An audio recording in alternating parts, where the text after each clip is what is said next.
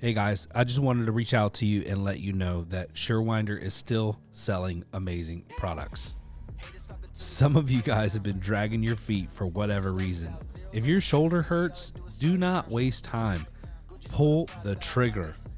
I just bought 4 or 5 of them, and we had 2 guys out.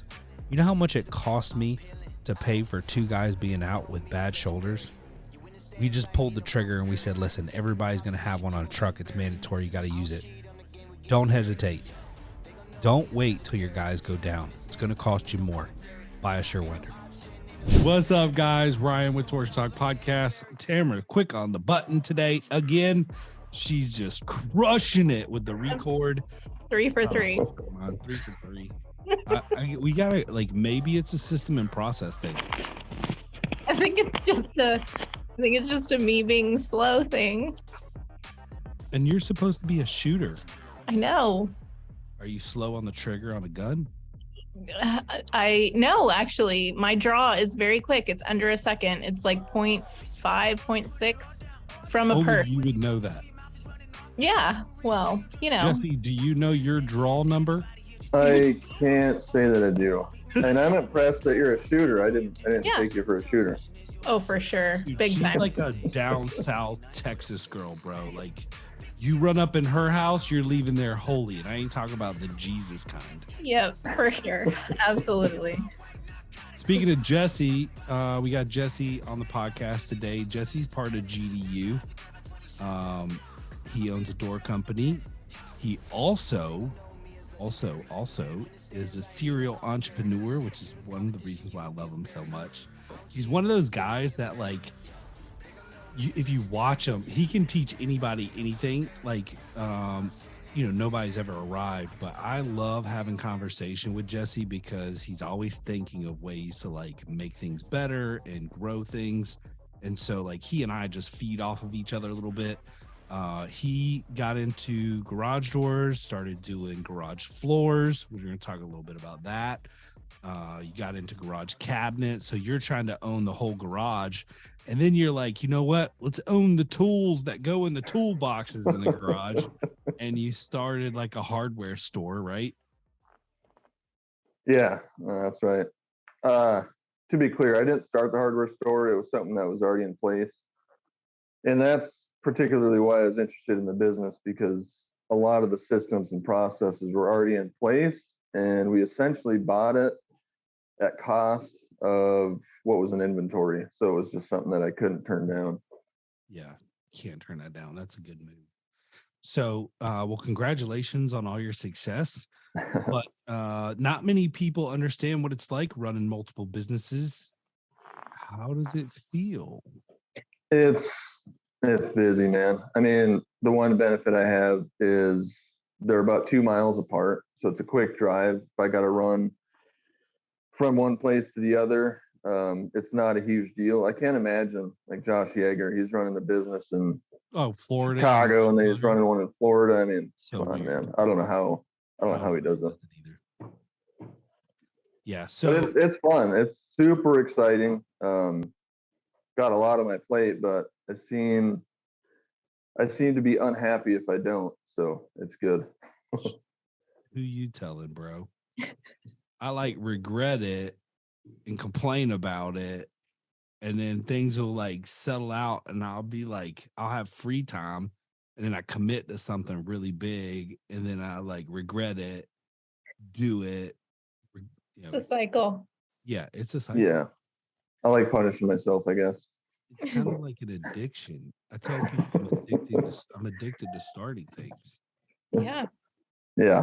Problem. I need to start like a serial entrepreneur AA class.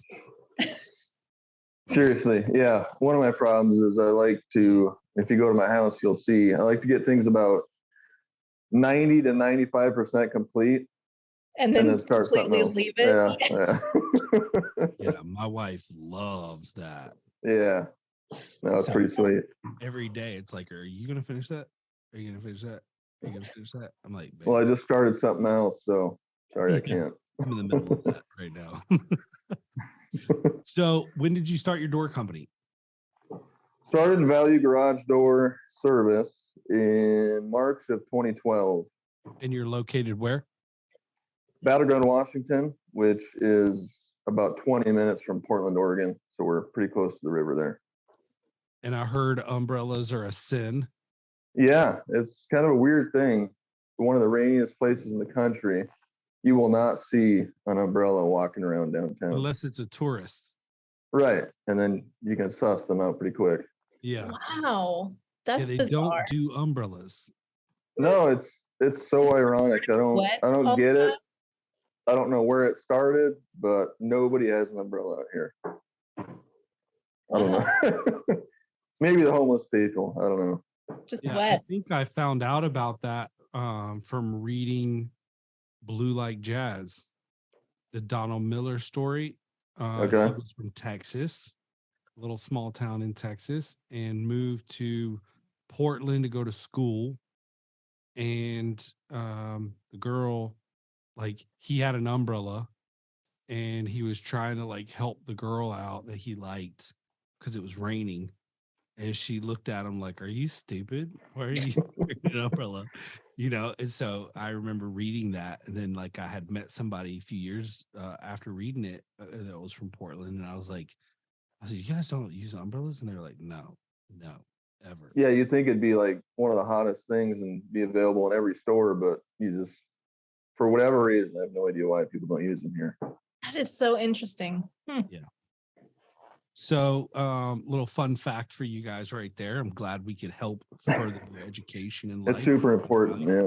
It's super important. If you ever go to Portland, do not take an umbrella, but you will get very wet. So, okay. So we started the garage door company, and then, like, it wasn't long ago when you got into doing the garage floors, right? Was that last year? No, we bought all the equipment last spring, with the intent to really gear it up for the summer and start doing some jobs. It hasn't taken hold, and a lot of that is we've been so busy with the garage door stuff that we haven't been advertising it really, and we were a little nervous on, we've been growing pretty fast and getting too many people and too many things that aren't qualified to do it. So we're fairly small, so it's, people are wearing a lot of different hats, and I just had a gut feeling that we were taking on too much. We have all the equipment, we have it on the back burner a little bit. We're doing jobs as they're requested, but we're not necessarily advertising for it right now. Gotcha. It's nice to have. I mean, but you did invest pretty significantly into that, though. We did. We were pretty gung ho on it at first, and in the midst of all the chaos, what it came down to is I felt like we were growing for the sake of growth, if that makes sense, and not paying attention to the fundamentals. And really what we needed to is I got in a point where the excitement of growing was overtaking the logic behind it, I guess you could say. Right. And we were adding people on, everybody's excited. It's kind of like a real fast-paced environment. But the problem was, as the revenue was growing, the bank account was starting to shrink a little bit. Right. And so I had this stinking feeling in my gut that something ain't right. We gotta get back to the basics here and kind of figure out what's going on. Yeah. And sorry, I don't know if I'm derailing the conversation here, but we ended up we hired on an outside consultant to take a look at our business and all of our financials. And before you go too much further, how many guys do you have in the field with you? There's 6 guys in the field right now. Okay. So you're not small. You said you were really small. I think a lot of people think small. They think like 1 or 2 trucks, but 6 trucks is quite. Gotcha. Yeah. So overall, there's 10 people in the business.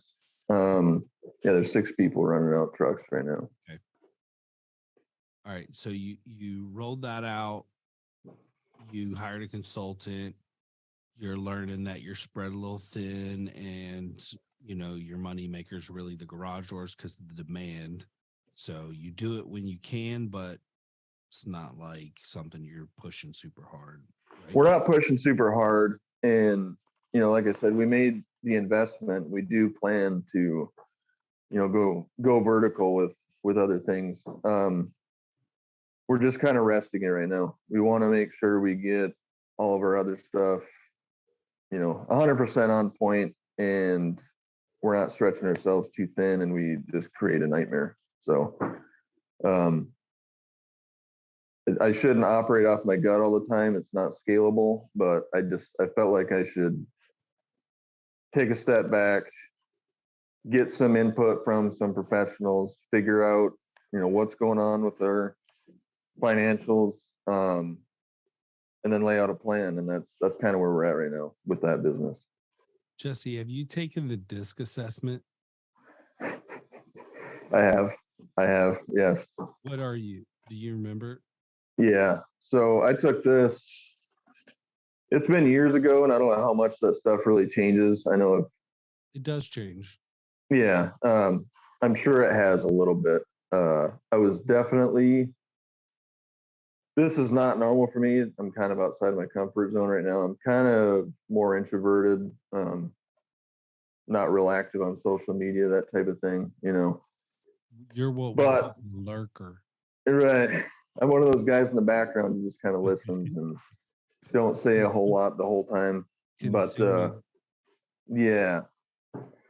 I was a DC at that point, at a high D and a fairly high amount of C, and not a whole lot of I or S. So that's why you're able to go with your gut, because you're a high D. Yeah. But it's kind of weird that I'm a fair amount of C too. So you'd think that I would want to have things a certain way before I make these decisions, but I got too much D. We're gonna cut that part out. Yeah. Saying you got too much D. All right. So then you did garage cabinets. And how did that go? We kind of implemented both those things at the same time. Okay. Gotcha. And we have done some jobs with that. And like I said, it's something that we do intend to implement more of. We just going through a little journey right now with our financials. We want to make sure we're on point with that before we get too crazy with anything else.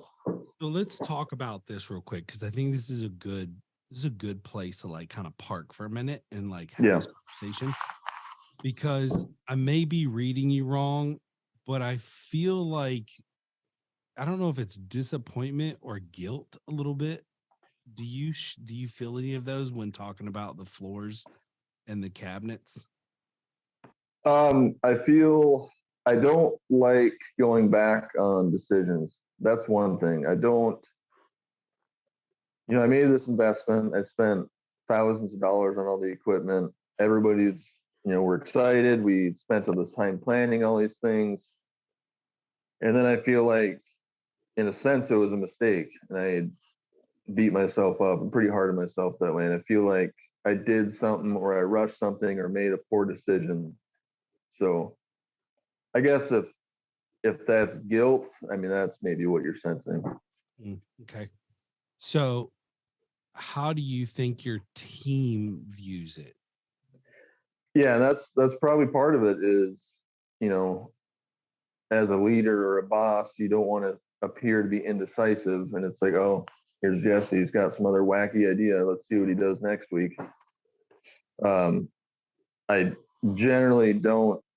I mean, I don't perceive myself like that so much, and I don't think other people do. So doing something like that or making any big decisions like that half-heartedly isn't something I generally take lightly, but I feel like I kind of let people down in that way. And it's a learning experience for sure that we're going through. Do you follow Elon Musk at all?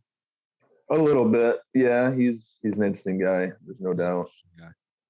So, I think what you're going through is like really, really common, dude. So you're comparing me to Elon Musk? Is that what you're saying? Well, kind of, because I think like, Elon has a lot more resources than we do, right? Yeah.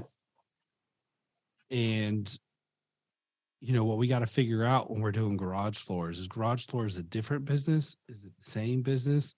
Is it different people? Is it the same people? And, I think when you have multiple businesses, you kind of think of like all of them as one, or else you get like super like crazy because you have to jump from one box to the next to like make decisions.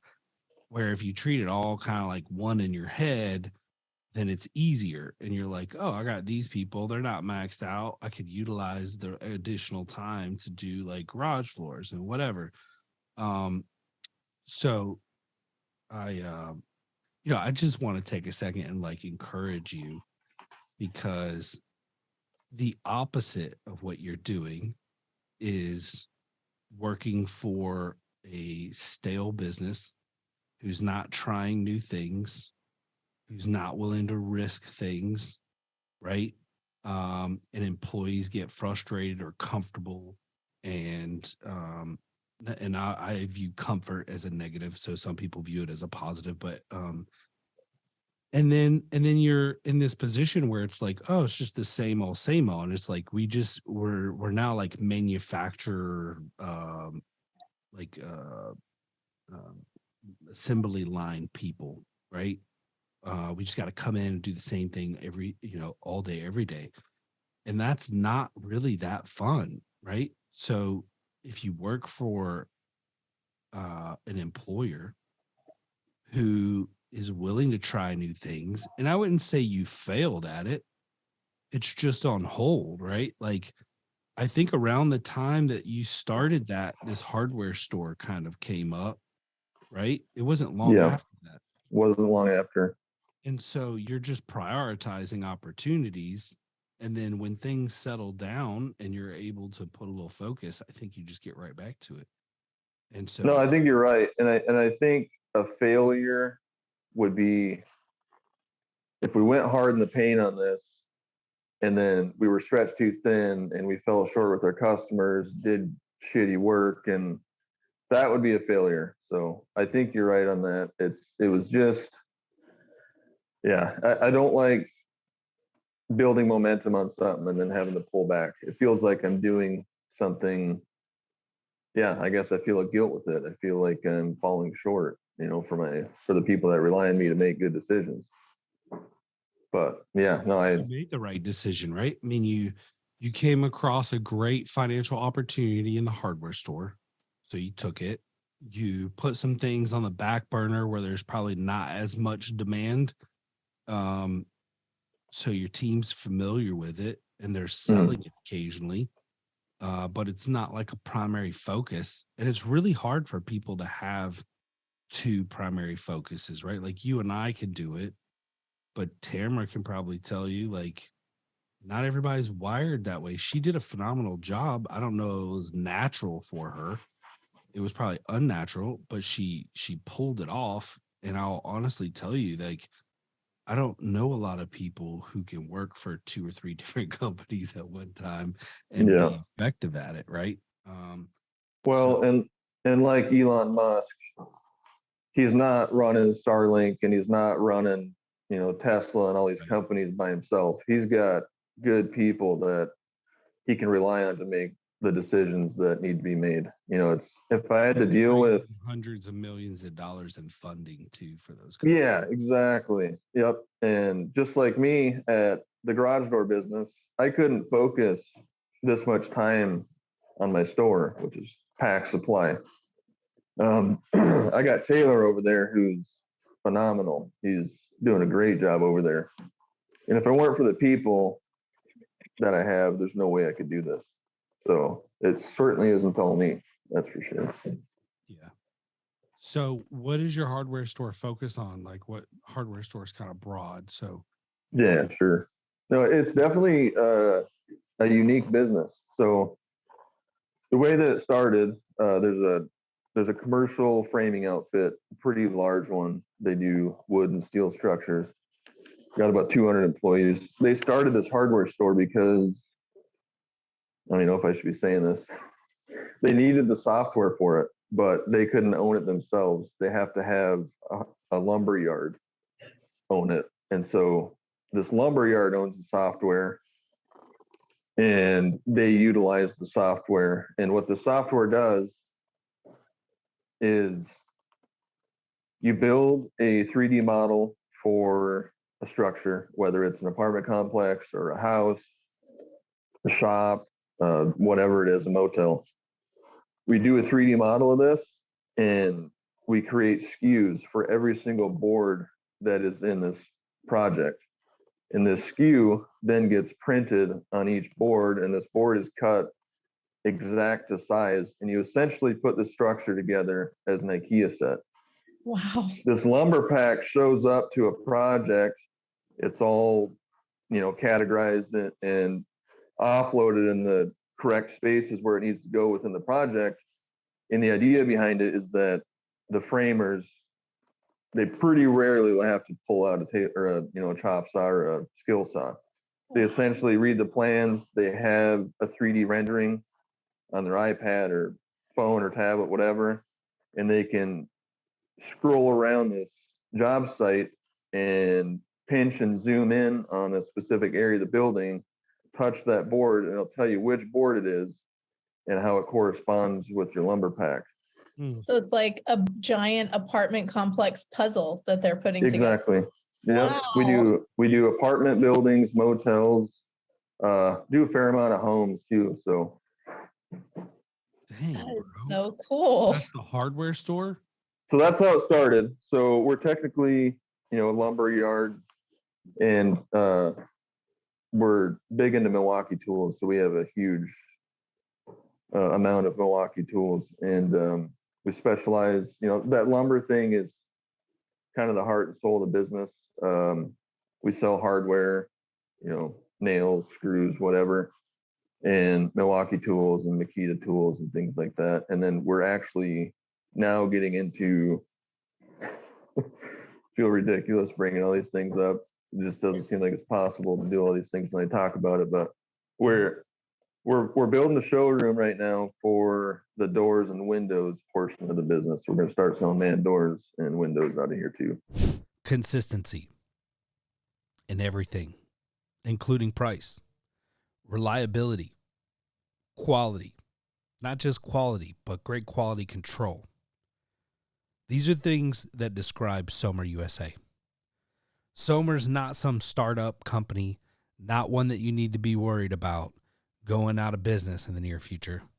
Somer and their family of businesses are $200 million companies.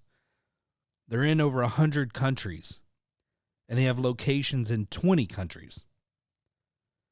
This is a large organization who stands behind their product and works through integrity.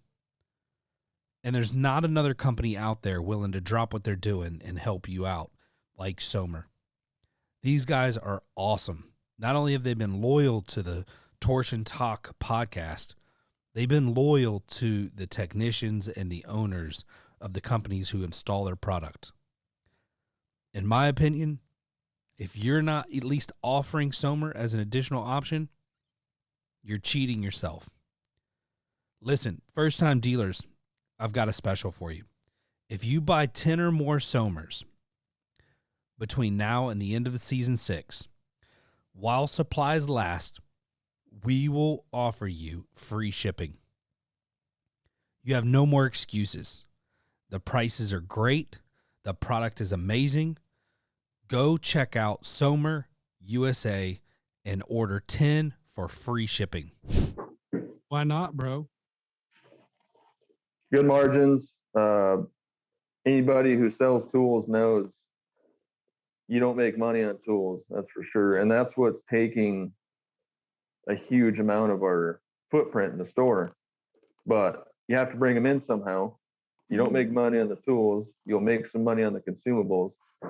But ultimately, the business needs a horse to ride. And I think that's probably going to be the framing portion and the doors and windows portion. So, Dude, that's crazy, bro. I mean, you're literally, I just want you to know you're literally launching a new business within your business with those, because that's like too large I don't know if anybody knows this, but I launched a window company like 5 years ago, like 2 years in. We were going to start doing windows. Went in with it with my buddy Cade, who I did a garage door for. He was a veteran and had just gotten back from war. Super cool guy. I gave him a killer deal on the doors just because I was like, thanks for your service, and just a young family. He was like in his like mid-20s or whatever. And he was super smart, worked for a construction company, led the well, I think he was in his late 20s, led the window division and had installed doors and windows and was like certified in windows. And anyway, long story short, he actually like put in his notice to come launch the window thing for me. And then they were like, hey, we don't want you to go. We're going to double your salary and give you a promotion. And then he called me. It was like, bro, I am so sorry. He's like, Yeah. I cannot turn this down. He's like, I'm looking at taking a huge pay cut going with you to start out. He's like, I wanted to do it, but he's like, I can't, like, my wife's definitely not down for me taking a pay cut to go start this, and now I'm double the amount of money. So Yeah. Fast forward like 5 years, he went out on his own and started his own like renovation company, and he's crushing it. So Nice. he was a good one. So were you going into it to be a dealer? Were you selling windows? Were you going to install them, or what was your? Yeah, it was a little bit different than what you're doing, where you're like probably manufacturing the windows or being like a dealer to. Yeah, just a dealer. We're not making anything. Yeah. So we were just going to be a dealer and installer. So we like, just like doors, go out, show people options, measure and install. Gotcha. Yeah, that's one thing I've learned is I thought the garage door industry was behind doors and windows. I mean, it's like archaic, it's kind of a good old boy system. You're trying to build vendor relationships and everything, and it's extremely difficult. They don't want to talk to you. It's hard to even get a lunch with somebody. And then when you do, you feel like you're getting somewhere, and then all of a sudden they fall off the map because whatever's going on, and they have plenty of business. I don't know what the deal is, but it's a brutal industry to break into. I'm telling you, yeah, it's Probably crazy. not timing either, right? Like I'm building a house, and the windows we want, we were told are back, like there's 16 to 18 weeks lead time. Yeah, totally. That's rough. Yeah. So we are making some headway though, and we've got some vendors lined up. You're gonna do that out of the lumber yard and hardware store? Yeah, yep. We got a pretty decent size amount of space available here. So, and that's not uncommon to have if you got a lumber yard. No. And doors. No, I'd say almost every significant lumber yard around here has some source of windows and doors and whatnot. So you got two growing businesses.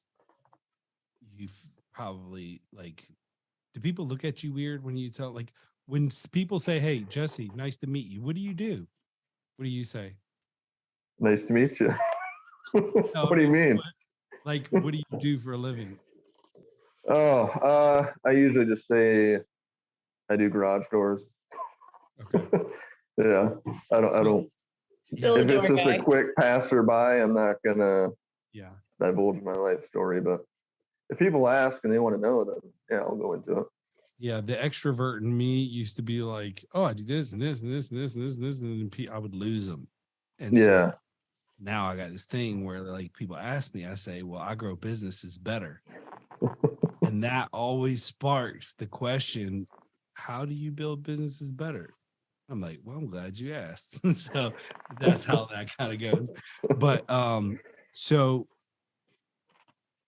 how, you're not going to be able to grow both to be super big because you're only one person.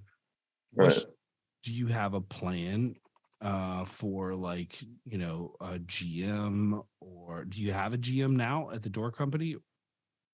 I have an operations manager. That's the same guy I was talking about with Taylor. I essentially think of him as a general manager. He's awesome. He's I couldn't do half the I things met. we're. Yeah, yeah, Okay, yep, exactly. he's sharp. Yeah, super sharp. Um, the long-term strategy, I guess. Well, start out with the short term. We're getting our financials in order, and we want to make sure that we're doing things where we can operate at a 15 to 20% net. And then when we feel like we got a grasp on that, we're gonna start trying to take over more market share. We're gonna go more vertical with some of the garage storage solutions, the floor coverings and whatnot. And then, the 10-year pie in the sky plan is once we have a significant part of the Portland market, Seattle's a pretty huge market, so we could start dabbling in that. Okay. And then as far as the Pax Supply thing goes, or the hardware store, lumberyard, this is also new. Like, it's so hard for me to even come up with a plan. The business is, when I first took it over, it wasn't making any money. And that's probably why I got a significant break on the price of the deal. It wasn't losing money. It was basically dead even. It was basically doing what it needed to do to survive. First thing we did was got rid of the general manager that was here. We weren't terribly happy with the results that he was creating. So we do have another guy that works here that kind of runs the store. A little bit more limited on his abilities, but still an excellent employee. And I think he'll be working his way up to general manager, and he'll be the one that helps grow this business, I guess. Nice. So where do you think you spend the most amount of time right now? I generally spend the first half of my day with the garage door business, and then the second half, over here at Pax. But we ran out of office space at the garage door place, so I built an office at the Pax Supply store, and so I'm all set up in here. That's where I'm at now. So I'll conduct business for both operations from here. Oh, you're bringing the garage door company into your. No, just me personally. I'm working out of here, so a little bit more remote. Gotcha. Very cool, bro. So much going on. I think that it's all exciting. Sounds very familiar. I feel like I'm interviewing myself a little bit. Tamara, does it not feel like? Yeah, like all of his struggles and the things that, like, Jesse said some stuff, and I was like, I've heard that literally out of Ryan's mouth before. It's funny. So, what's next, bro? So you got the doors and windows thing. That's become a struggle to try to get on board. But once you get those on board, are you gonna then turn your focus to like trying to grow the floor coating and the cabinet thing more? Or Yeah, I think so. With the garage door stuff, we were kind of hemorrhaging some cash, and we couldn't find the bleed, and so that's what sparked the interest with bringing someone in who is a professional that could really dissect, see where our money's going. where was it going? New construction builders. Is that a shocker? We'll eat you alive, bro. We looked at the numbers and we were building our budgets, and it seemed like it was all fine, but there's so many variables when running a business, and that we just weren't taking into consideration. And we were growing too fast. Maybe not people-wise, but with revenue. So we were adding a lot of revenue to the plate, but weren't allocating things appropriately. We weren't doing the things that we needed to do to grow a business and have it sustainable. Yeah. That's tough. Yeah, I mean, it's been a learning lesson for sure, and it's been super humbling. I've always, not always, but I feel like I've been fairly frugal. I've kind of felt like I had a grip on financials, and I think I did good I think I did okay up to about the 2 million mark, but then after that, it felt like it just got a little chaotic, and I wasn't able to keep a grip on things, and we were feeding this beast and had to keep things moving. I just didn't have my eye on where it needed to be, if that makes sense. Yep. 100%, dude. Do you feel so as you're starting to get like a better grip on the numbers, is that like a huge deal for you?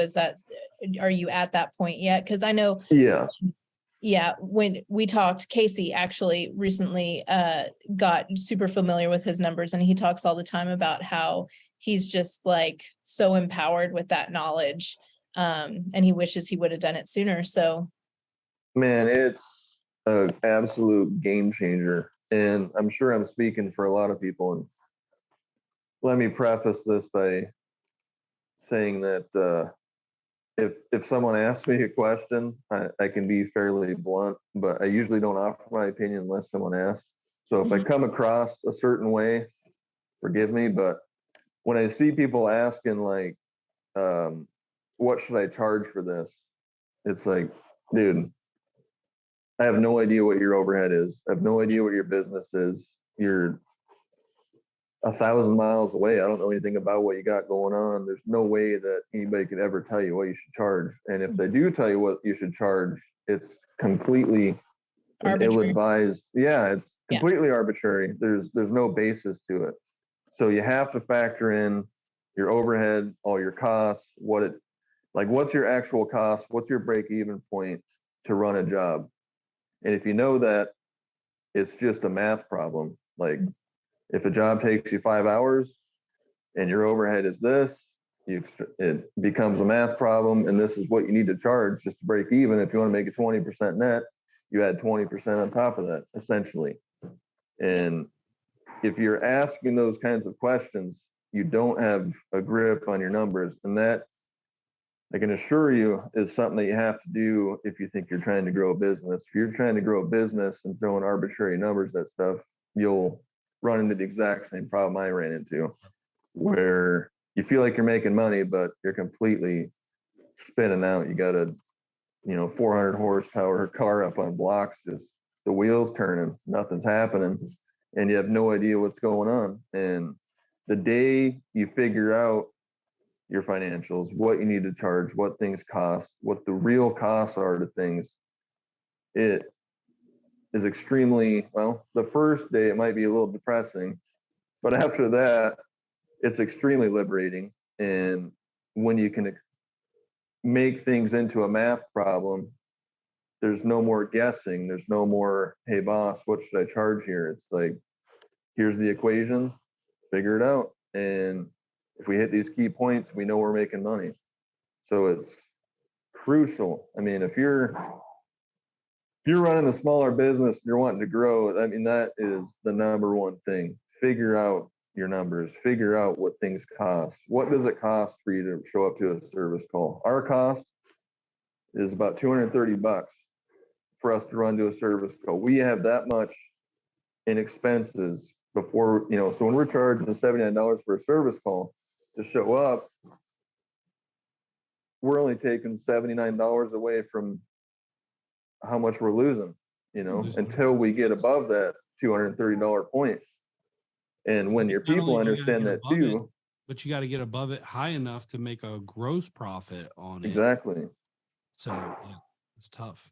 Yeah, exactly. So my advice would be to figure out what your costs are and what you need to charge in order to break even. And then, oh, you went out there for a second. You're back. Oh, sorry. I was just saying that you got to figure out your numbers, man. You got to figure out what things cost you, what you have in each job, your customer acquisition costs, what are you paying in advertising, or what's your attribution? You got to figure these things out. What did he just say? My keyword for the year? He did say it. Oh my God. I'm trying to get businesses. You would not imagine the struggle that I'm going through. I'm telling our clients such and such. I'm like, listen, let us put attribution tracking on your website so we can tell you how many phone calls we generate, how many form leads we generate. If you do that, then generate an ROI, and you can tell us if we're making you money or if we're not. And people are like so resistant to this. Like, and I'm like, dude, you're about to find out if what you're paying for is worth it. And like, I want to be measured that way because I keep getting people calling me like, I don't think it's working. I'm like, oh, okay, cool. Like, can you send me a report? No. How do you know it's not working? Because when I pick up the phone and I ask how people found us, they'll say the website. They don't say like Google search or whatever. And I'm like, wait a minute. Do you ask them how they got to the website? No. I'm like, okay, dude, like back off for a second. Let's just like have an intelligent conversation here because Right. this is not an effective and accurate way of tracking your attribution and your campaign sources. So I believe CallRail has this like amazing feature where you can do form tracking, you can do call tracking, and without dynamic insertion on your website, when people go to your website, there's no way to tell if like where they called from if they're on desktop. But if you have this on your website, then the number flips and they start clicking, and it gives you historical data, it gives you current data, it'll tell you what pages they went to, what page they called from, the whole bit. Like it's freaking great. And so that's data and information where you can track like what pages are converting better. How long is it taking before people actually pick up the phone and call when they go to your website? The forms, like what forms are performing well, how long it takes before people fill out a form, where are all these leads coming from? Are they coming from Yelp? Are they coming from, it's the website. And another thing, while I'm on this kick, I might as well just go ahead and say it. Like you got things like Service Titan categorizing campaign source as online booking. That's not a campaign source. That's like phone. Your phone is not a campaign source. Live chat is not a campaign source. Text message, that's a form of communication. So you can't take credit for something you didn't generate or create. You were just the vertical that got the customer from the website to the business. So, but something had to drive them there. So that's what you want. That's how you want to define your campaign sources.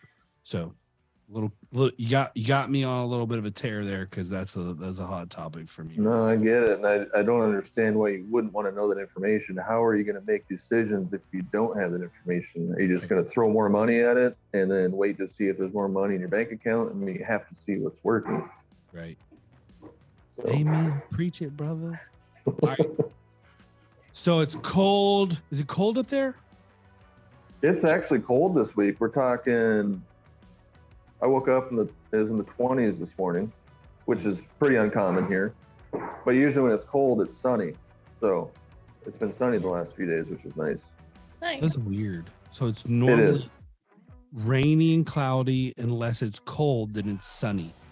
Yep. No wonder you Portland people are crazy. I'm not from here originally, man. Don't. I'm just kidding. Guys, listen, there was so much good information in this podcast.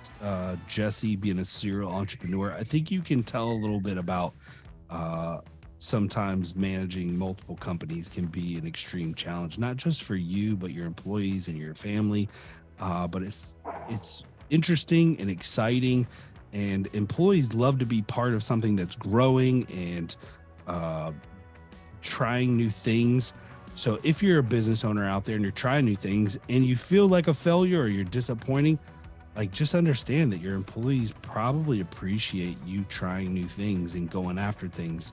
It's better to do that than to be stagnant and stale, in my opinion. And so don't be so hard on yourself. Keep trying, doing new things.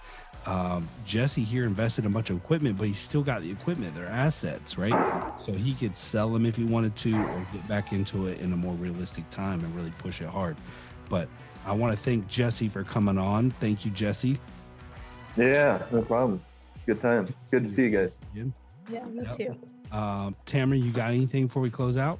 Nope, I'm just excited for you to come back to EDU. We'll see you Friday. That's tomorrow. Jesse's been Yeah. so busy that he hasn't been able to attend. So We miss came him. up with an evil plan to get him on the podcast. No, I'm just kidding. No, we're glad. Thanks you for the came, money. bro. Yeah. Oh, did you pay him?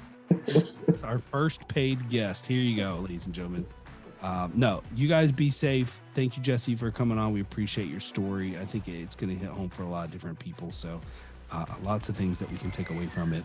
And thank you, Tamara, for making this happen. You're welcome. Y'all have a good day. Be safe. All right, guys. Anytime.